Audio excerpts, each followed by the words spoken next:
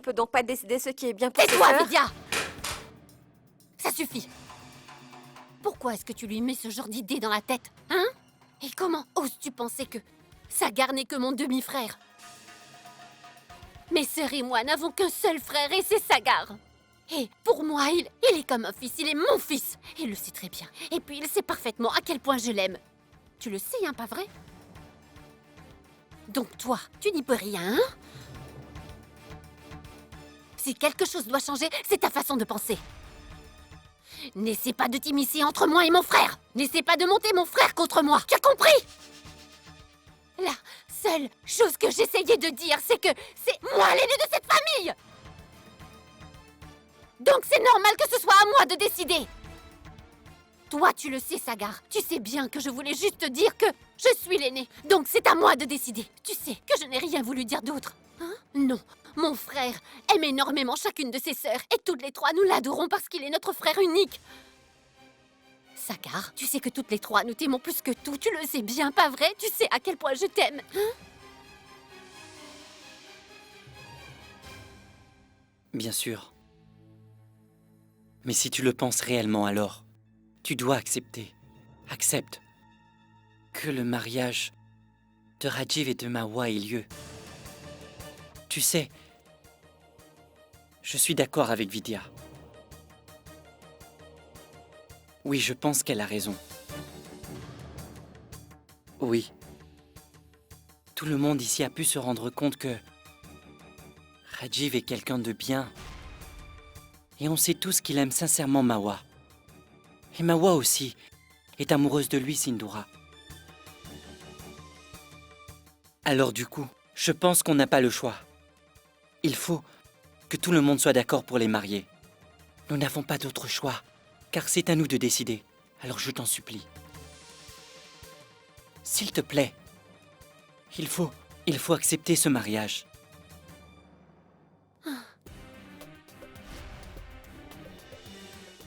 Oui. Je pense que tu as raison. En fait, je n'avais pas pensé à cela. On va faire exactement ce que toi et Vidya vous décidez.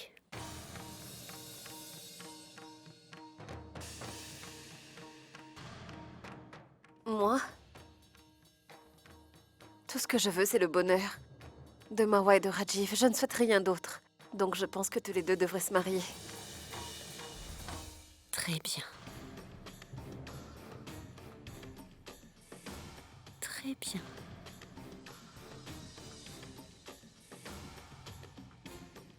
Merci. Merci beaucoup. J'étais certain, Sindhura, que tu allais penser au bien-être de ta sœur et à rien d'autre. Je le savais bien. On t'aime tous, tu sais. Nous t'aimons tous. Merci beaucoup.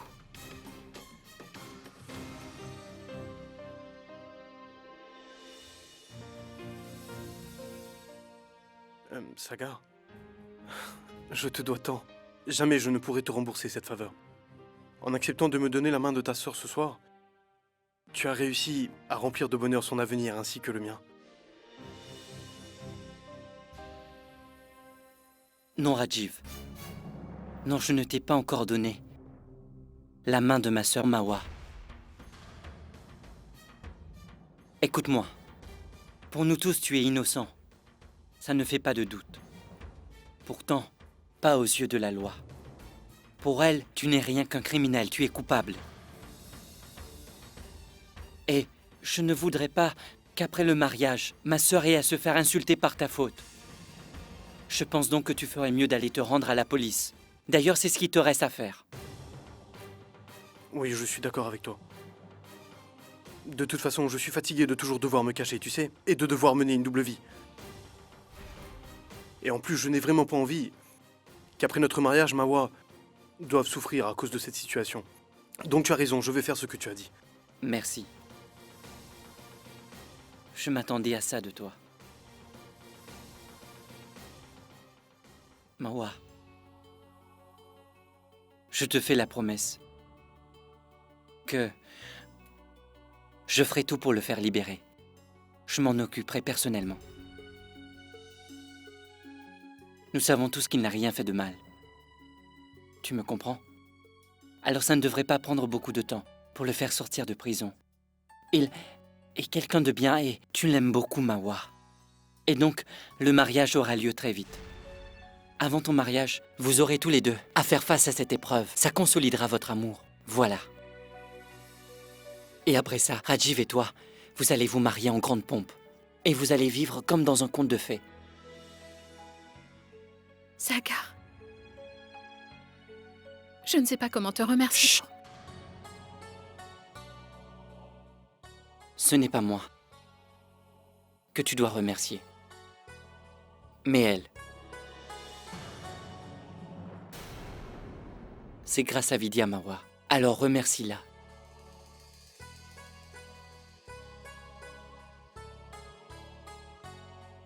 Je ne te remercierai jamais assez, Vidya. En acceptant que je puisse enfin épouser Mahua, tu m'as offert un avenir qui sera rempli de bonheur et d'amour.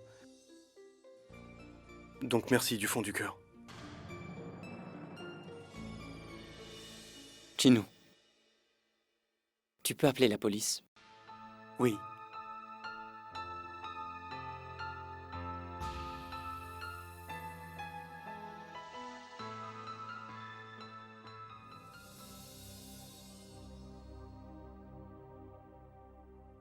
Écoute, Chandra. Je sais que j'ai dû te blesser, je ne sais pas quoi te dire pour me défendre, mais je t'en supplie, si tu trouves assez de force, pardonne-moi pour les erreurs que j'ai commises. Je sais très bien que je n'aurais jamais dû venir vivre ici et me faire passer pour un arche. Mais pourtant, je peux te jurer que je n'ai jamais voulu te faire de peine, ni même te faire pleurer. Je n'ai jamais voulu te faire souffrir. C'est juste que...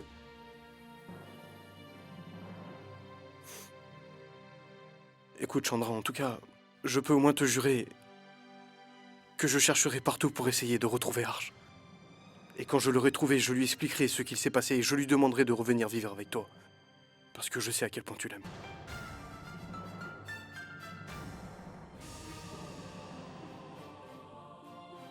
Sendora, Oui. je voudrais que tu ailles parler avec Chandra. À l'heure qu'il est, elle doit avoir besoin de sa grande sœur.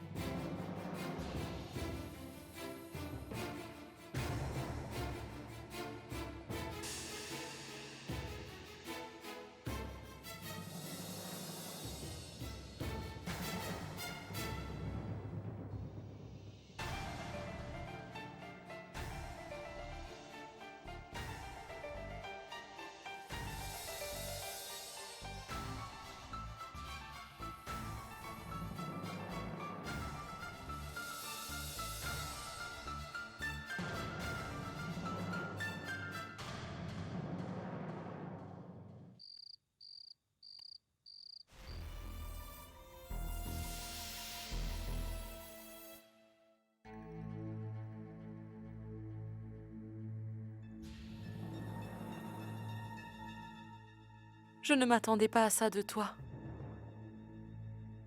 Les autres, ça ne m'étonne pas. Mais toi aussi, tu as donné ton accord. Et tu n'as pas pris ma défense.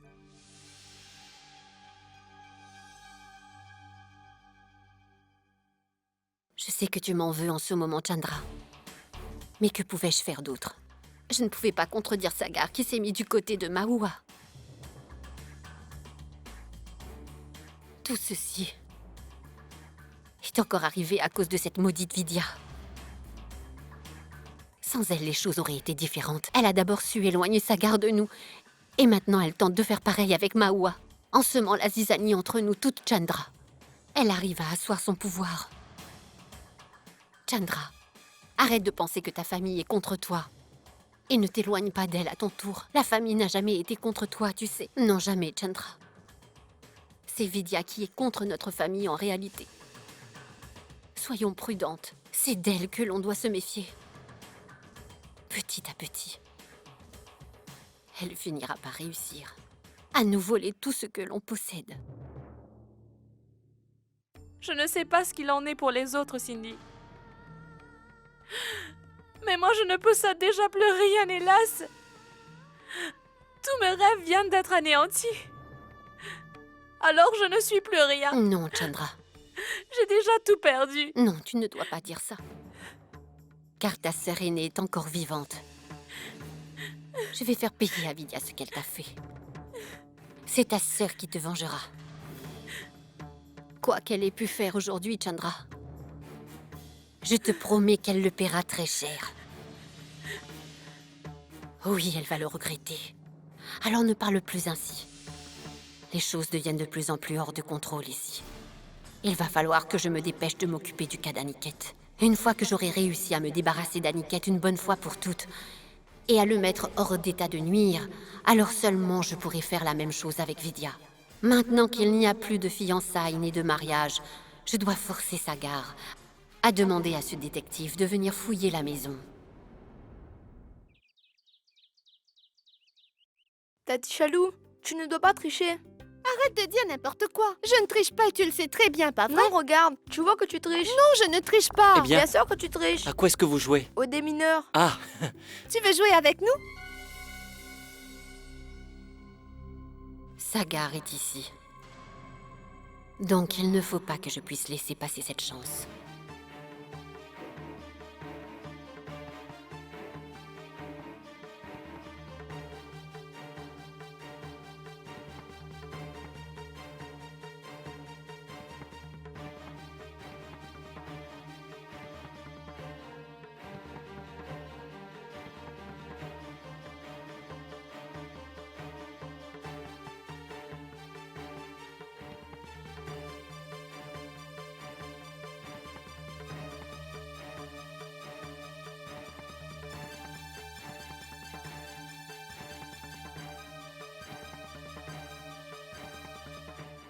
tu vas faire ceci. Regarde. Place d'abord cette mine, là, ensuite la deuxième, et enfin, la dernière. Alors, c'est facile, non? Waouh! Bharat, est-ce que tu peux aller voir si ton père est réveillé? Je dois lui donner à manger. Maman, je suis en train de jouer, alors je pourrais y aller après. Bharat, ça ne te prendra que 2 minutes. Tu ne veux pas me faire plaisir? Va voir s'il te plaît. Non, s'il te plaît, maman. J'irai le voir dans une demi-heure, s'il te plaît. C'est rien, Sindoura, laisse tomber. Je vais aller le voir. Vidya, non, reste ici, je vais y aller.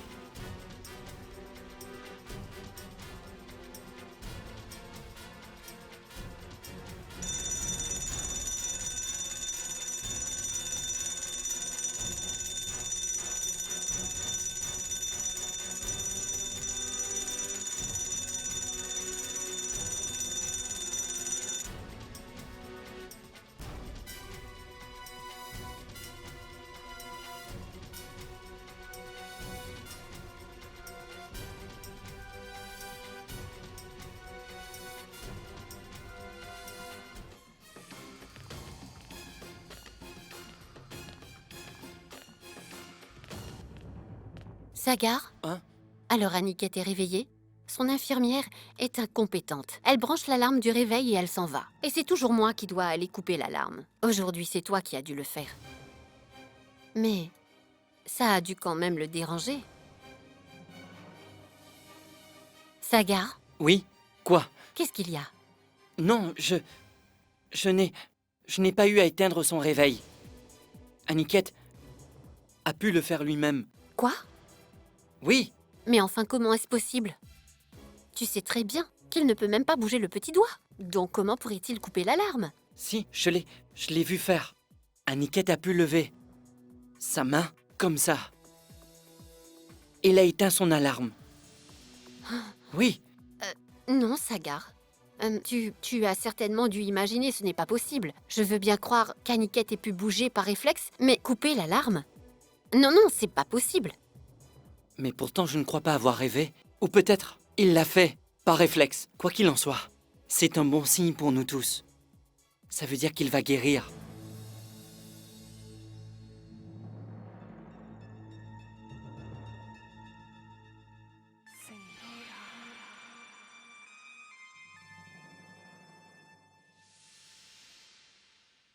Dis-moi, Vidya, j'ai entendu dire que quand une jeune femme est enceinte, alors, elle y pense constamment. Et elle a toujours envie de vomir. Pourtant, j'ai beau te regarder, mais je ne t'ai pas encore vu vomir. Est-ce que c'est possible de devenir mère sans ces inconvénients? Réponds-moi, Vidya, dis-le-moi, s'il te plaît. Parce que si on peut être enceinte sans avoir toujours envie de vomir, alors je veux bien l'être aussi. Chalou, il faut que j'aille ranger ma chambre. Donc il faut que je m'en aille maintenant. Oh, Vidya, tu as entendu, ma mère m'appelle, donc je dois y aller.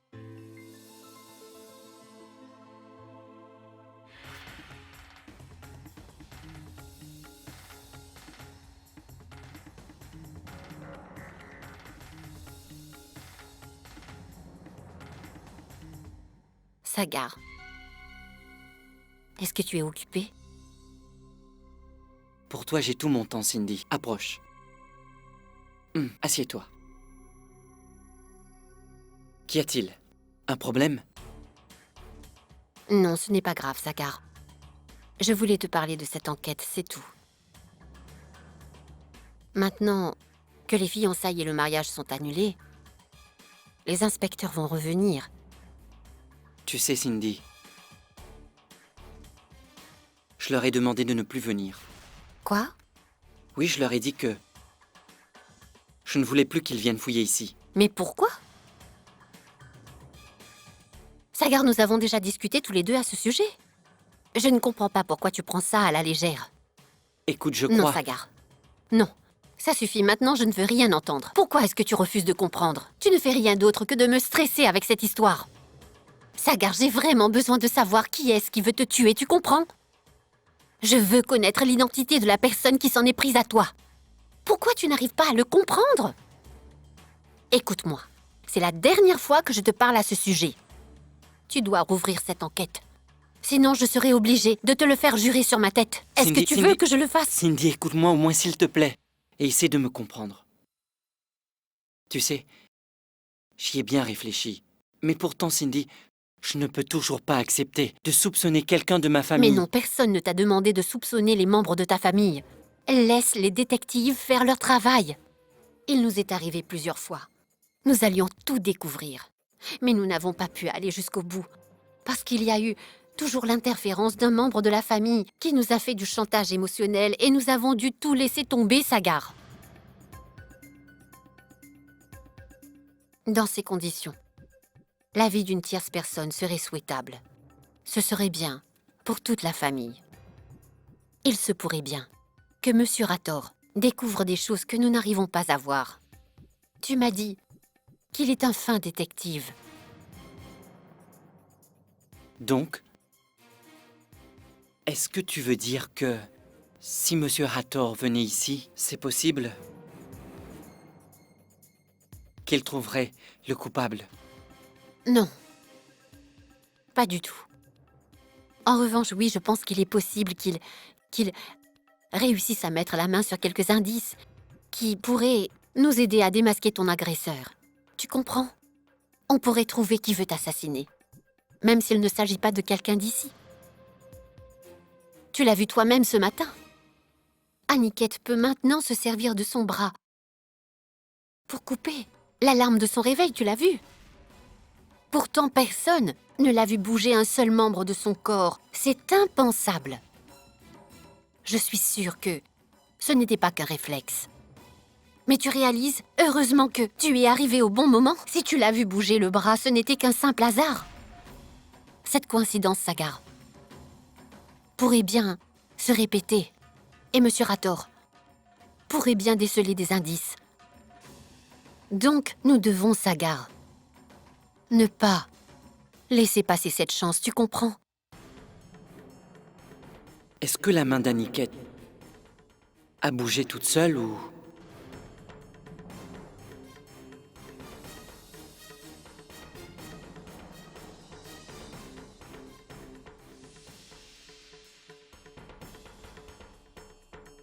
Papa, tu peux me dire si tu vas bientôt guérir? J'ai envie de rejouer avec toi comme avant, tu sais?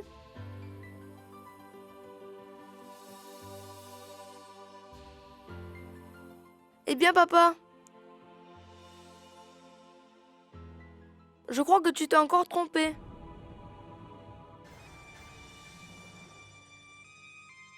Je pense que tu dois être très fatigué. Papa, le t-shirt que tu m'as donné en cadeau pour mon dernier anniversaire. Un t-shirt bleu. Pour être honnête, je ne l'aime pas du tout, tu sais. Mais cette année, c'est celui que je mettrai pour la fête de mon école. J'espère seulement qu'Aniquette ne dira pas à Barat qu'il est presque guéri. 1 minute, papa. Je vais le chercher pour te le montrer.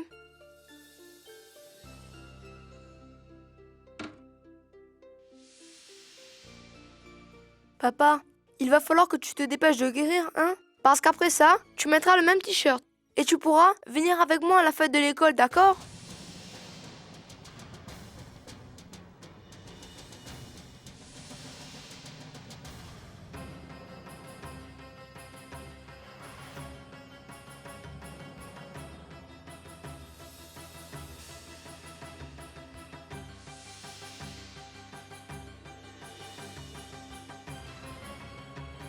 Je te jure que si tu guéris, papa, je ne t'embêterai plus.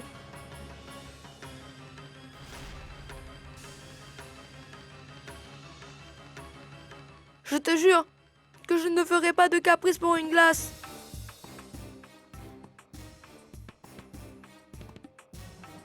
Ce n'était pas une coïncidence. Aniquette arrive réellement à bouger les bras. Il arrive même à les bouger parfaitement. Pourtant, il fait semblant, devant toute la famille, de ne pas pouvoir bouger les jambes ni les bras. Mais pourquoi? Pourquoi nous cache-t-il qu'il fait des progrès et qu'il est presque sur le point de pouvoir remarcher? Est-ce que...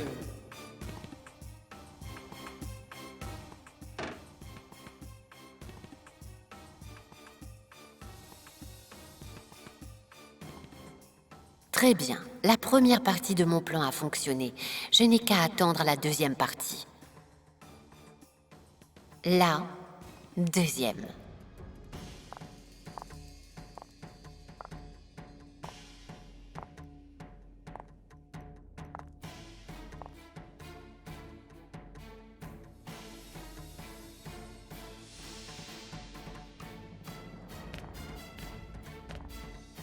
Sagar, même si t'essayes de me le cacher, je vois clairement que tu es très inquiet. Écoute, dis à Monsieur Rator de venir. Pourquoi tu n'acceptes pas qu'il vienne fouiller notre maison? Si tu acceptais, peut-être que grâce à lui, notre famille aurait beaucoup moins de problèmes à l'avenir. Et, en plus, Monsieur Rator est un détective qui a fait ses preuves. Alors ça ne fait aucun doute qu'il pourrait mener son enquête à terme si tu le laissais faire. Alors, pourquoi est-ce que tu t'obstines à refuser? Comment pourrais-je le laisser faire, Vidya? Tu peux me le dire? C'est ma maison. Et c'est ma famille qui y habite. Ce sont mes proches. Et toi, tu voudrais que j'appelle un détective ici pour fouiller? Et soupçonner toutes les personnes que j'aime le plus dans la vie? Comment puis-je laisser ce type venir fouiller dans toutes les chambres? Mais pourtant, Sagar, c'est nécessaire, non? Ça te fait donc vraiment si peur? Écoute, cesse de penser que les membres de ta famille pourraient prendre mal cette initiative. Après tout, cette fois, c'est ta vie qui est en jeu. Alors les gens qui t'aiment vraiment ne se sentiront pas offensés par cette fouille parce qu'ils penseront uniquement à ton bien-être. Ils ne penseront qu'à toi. Sagar, pouvoir enfin mettre la main sur ce tueur est devenu le devoir de tout un chacun dans cette famille. Je ne pense pas que quelqu'un pourrait refuser que tu demandes un peu d'aide à ce détective. Je ne pense pas que qui que ce soit s'opposerait à ce qu'il fouille dans sa chambre. Puisque tout le monde souhaite que ce détective vienne tout fouiller, c'est d'accord.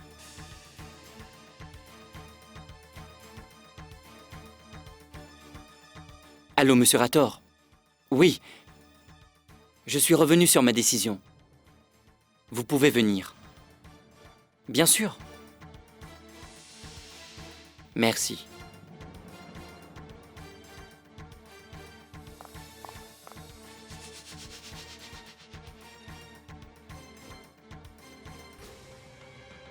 Parfait. Tout se passe comme prévu. Et tout mon plan se déroule à merveille. Enfin, pour l'instant, du moins. Que la perquisition commence. Il ne trouvera que... ce que je veux qu'il trouve. L'acte 2 commence maintenant.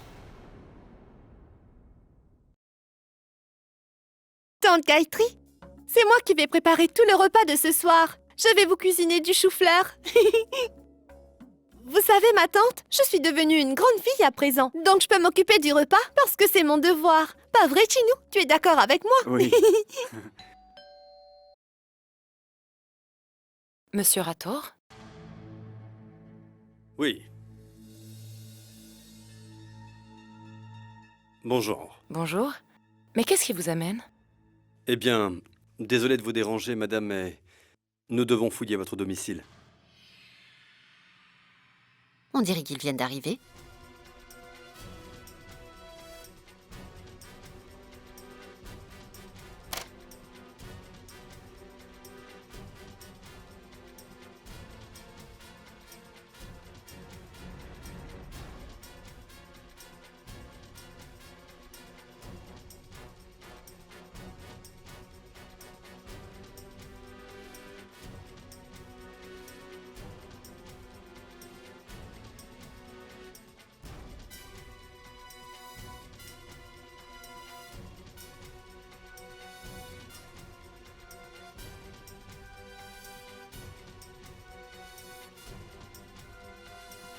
Oh, vraiment?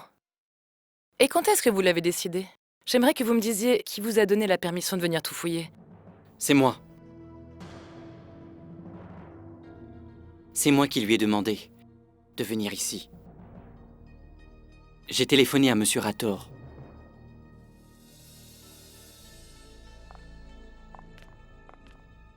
Puisque tout le monde avait l'air d'y tenir, je lui ai dit qu'il pouvait venir chercher des preuves.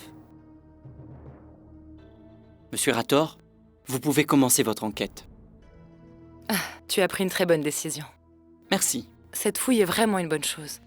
Je suis certaine qu'en cherchant bien, il trouvera une preuve qui nous montrera qui est le vrai tueur. Oui, je suis d'accord, ma tante.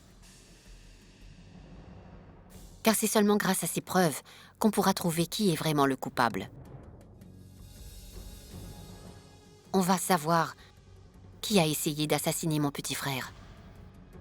Et je vous jure qu'aussitôt que j'aurai appris qui est le coupable, je le livrerai à la police sans hésiter.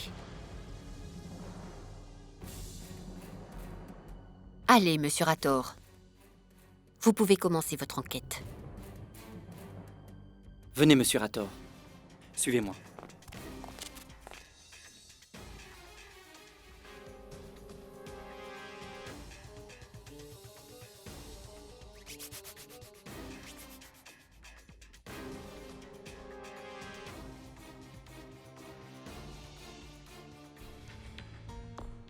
Vidya, pouvez-vous me dire où vous gardez votre argent ainsi que vos affaires de valeur? Je les garde tous dans un coffre dans l'armoire. Mais vous pouvez vérifier. Attendez, je vais ouvrir le coffre.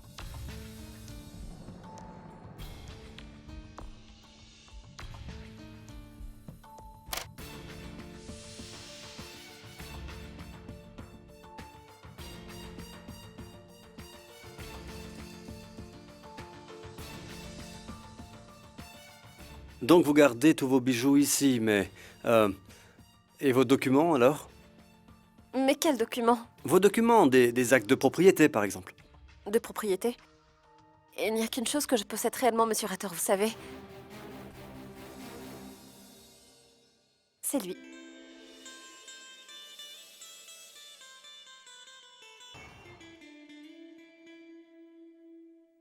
Oui, c'est moi qui garde tous les documents. Ils sont dans le coffre au bureau. En fait, vous savez, Vidya ne sait même pas quels sont les contrats à son nom. C'est parce qu'il y en a tellement. Un doute? Non, non, ça va. Bon, très bien, monsieur. Je suis satisfait. Maintenant, pourrais-je fouiller la chambre de Madame Sindoura?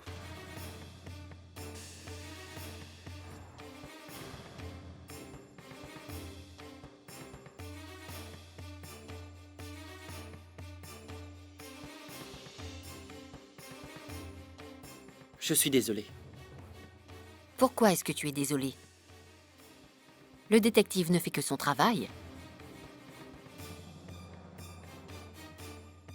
Allez-y. Papa, j'ai fouillé toute ma chambre, tu sais. Je n'arrive pas à trouver mon t-shirt. Je ne sais pas du tout où il est. Pourtant, je suis certain que je l'avais rangé dans ton armoire. Je vais revérifier.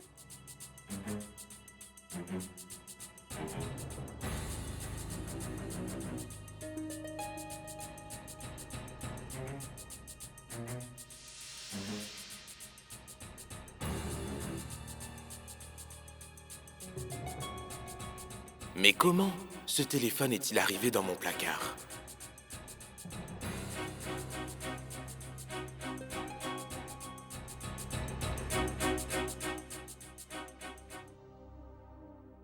Tiens, regarde.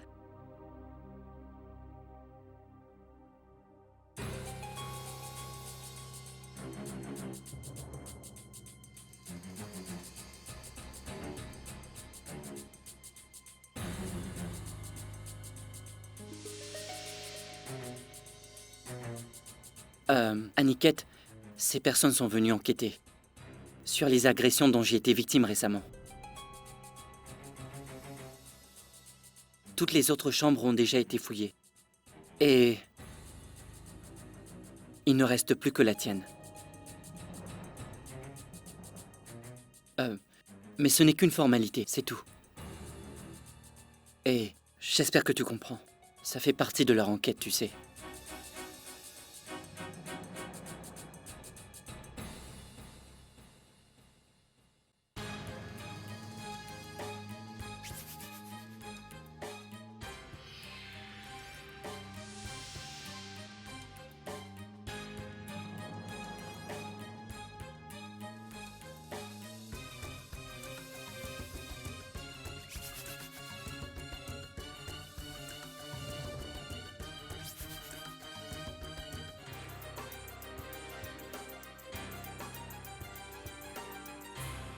Monsieur, y a rien d'autre ici que ces vêtements.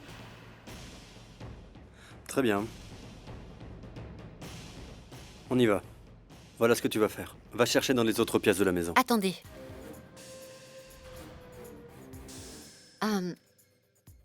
Enfin, je veux dire que vous devriez être sûr d'avoir bien regardé partout. Enfin, je ne voudrais pas vous paraître impoli.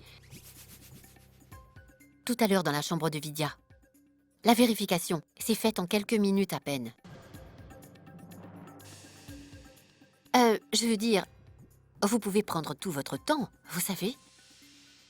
Après tout, il est question de la vie de Sagar. Alors, vous pourriez chercher des indices minutieusement. Désolé de vous contredire, mais c'est notre boulot. Nous fouillons des maisons pratiquement tous les jours. Nous savons ce que nous faisons. Pas de souci. Nous avons tout passé au peigne fin. Et il n'y a aucun indice. Oh non, où est donc ce téléphone?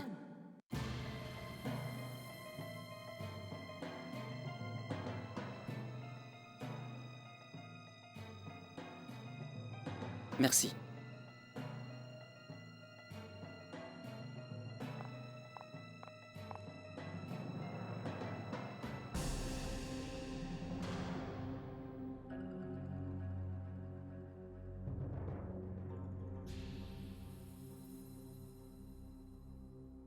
Mais pourquoi Sindhura veut tant que l'on fouille ma chambre?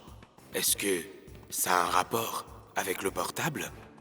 Celui que Bharat a pris avant qu'il n'arrive? Monsieur Sagar, nous avons fouillé toutes les pièces de votre maison. Mais hélas, nous n'avons trouvé aucun indice.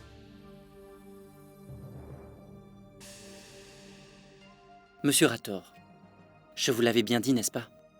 Que dans cette maison, personne n'a rien à cacher.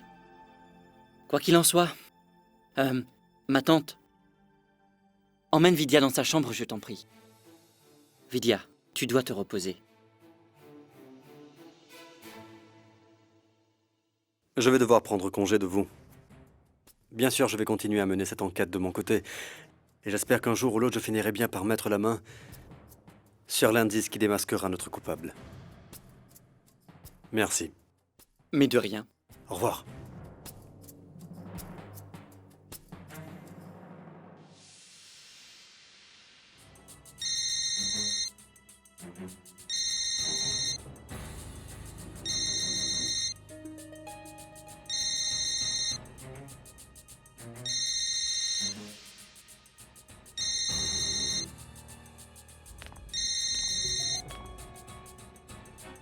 C'est bien ce téléphone.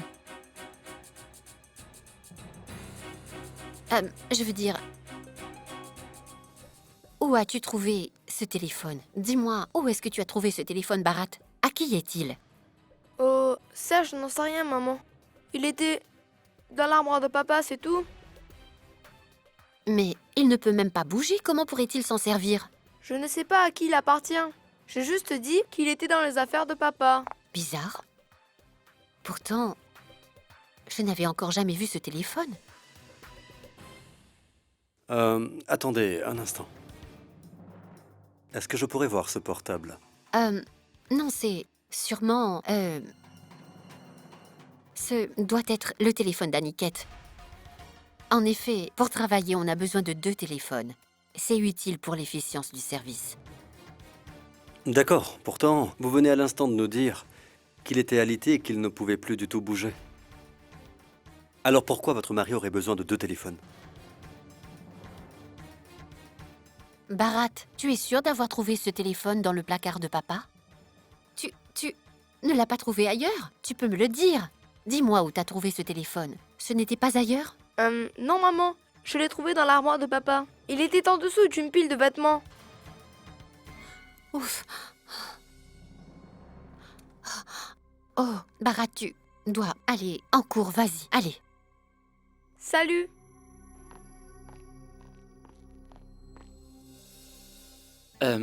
Monsieur Rator.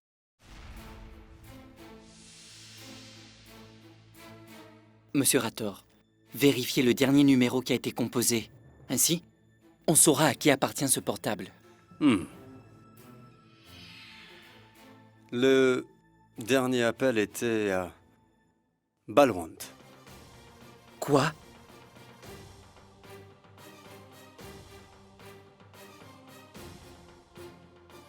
Ce dernier appel datait du 18 novembre.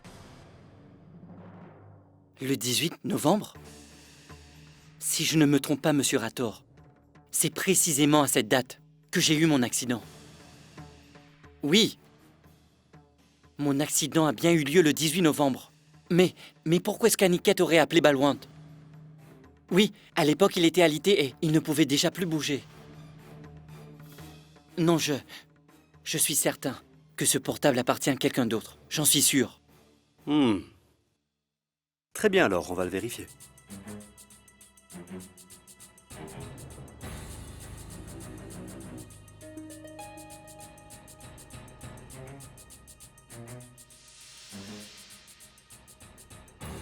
Oui.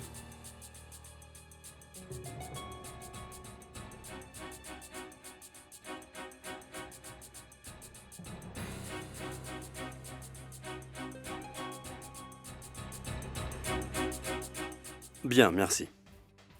Monsieur Rator, je vous ai demandé de vérifier si c'était celui d'Aniket. Alors qu'est-ce que vous faites? Ce téléphone ne peut pas lui appartenir. C'est justement pour cette raison que je me suis renseigné sur la personne qui a acheté cette carte SIM.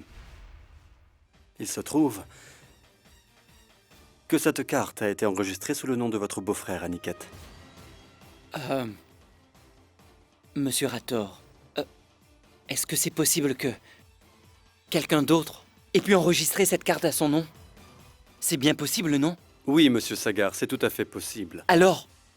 Écoutez-moi, monsieur, pour l'instant, il est trop tôt pour tirer une quelconque conclusion. Ne brûlons pas les étapes. Donc, ça signifie que rien ne peut encore être prouvé, pas vrai? Je vois. Très bien, monsieur Rator. Avant que vous n'accusiez mon beau-frère d'être derrière tout ça, je veux une preuve solide. Je ne souhaite en aucun cas qu'on nous pose des questions à propos des preuves. Non. Je veux une preuve irréfutable. C'est tout. Vous pouvez y aller. Mais approfondissez votre enquête. Bon, très bien, monsieur. Mais vous pouvez être certain que peu importe qui se cache derrière toutes ces manigances, c'est une question de temps avant que je ne lui mette la main au collet. Sur ce,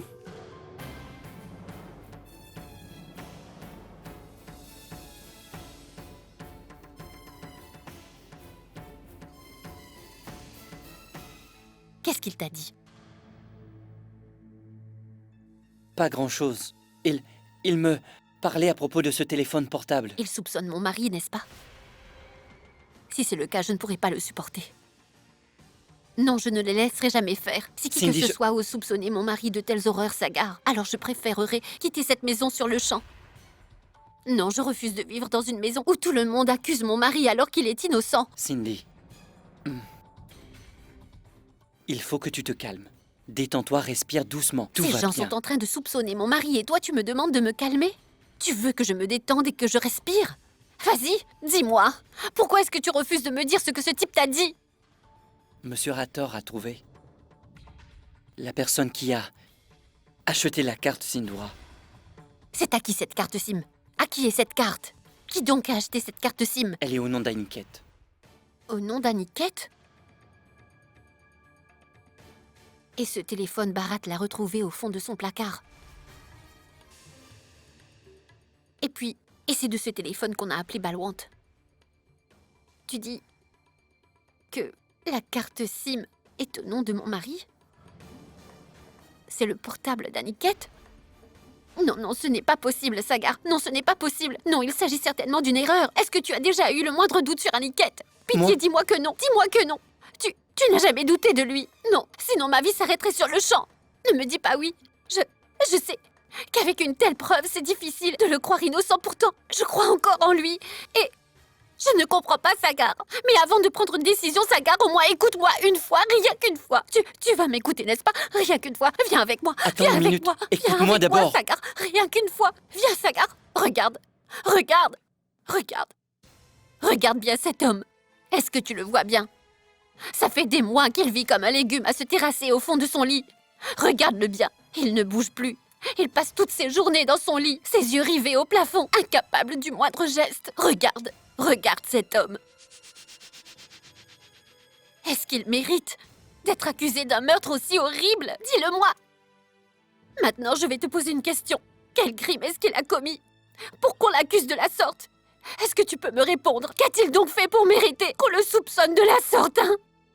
Oui, je suis d'accord. Je sais très bien, Sagar, que tu l'as vu bouger alors qu'il n'avait prévenu personne. Cindy, je t'en prie, tu dois Non, m'écouter. Sagar.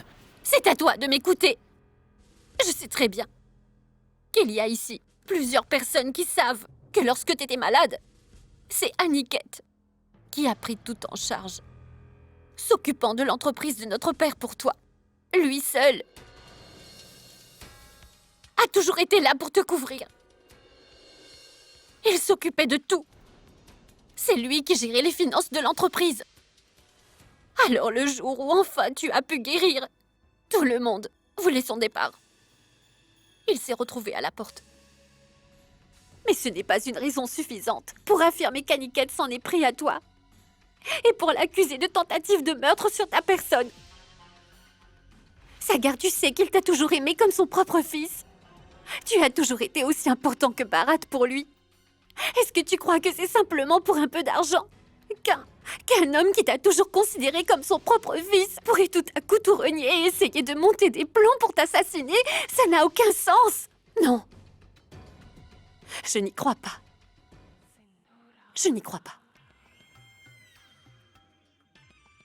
Je sais très bien que toutes les preuves pointent pourtant vers Aniket et qu'elle l'accuse. Mais Sagar, il ne pourrait jamais avoir essayé de t'assassiner. Alors dis-moi, Sagar, d'après toi, est-ce que tu crois qu'Aniket serait vraiment capable de faire une chose? Arrête. C'est bon, ça suffit. Mais comment est-ce que tu peux penser une telle chose? Comment je pourrais penser que mon beau-frère voudrait m'assassiner? Comment puis-je y croire? Tu peux me le dire? Dis-moi pourquoi. Alors, tu n'as aucun doute sur lui? Non. Arrête, Sagar, ne dis pas ça. Seulement pour me faire plaisir. Hélas, je sais très bien que tu dois douter de lui, mais tu n'oses pas me le dire. Je sais très bien que tu te poses des questions, je le sais. Non, Cindy. Non. Parce que si ça avait été le cas, j'aurais demandé à Monsieur Rator de continuer l'enquête et de chercher ailleurs. Voilà ce que je lui ai dit. Au fond, il ne s'agit que d'une carte, et que ce n'était pas une preuve. Ce n'est qu'une carte SIM. Et supposons que c'est bien celle d'Aniket. Alors qu'est-ce que ça prouve? N'importe qui pouvait appeler de ce téléphone et qu'il s'est trompé. Je ne pourrai jamais soupçonner Aniket. Jamais de la vie. Écoute, je suis ton frère, non? Tu peux me faire confiance. J'ai vu avec quel dévouement. Tu as pris soin d'Aniket. Tu as toujours été là. Et j'ai vu cela depuis mon enfance. Et lui, tu sais, Cindy, il m'a toujours traité comme si j'étais son propre enfant. Il s'est toujours très bien occupé de moi. Alors je le respecte comme mon père. Et donc jamais je ne pourrais penser qu'Aniket puisse être le coupable. Je le respecte au moins autant que toi, Cindy. Mais toi, tu oses penser que je doute de lui maintenant? Non, c'est faux. Non, jamais je ne commettrai. Arrête de te faire du souci.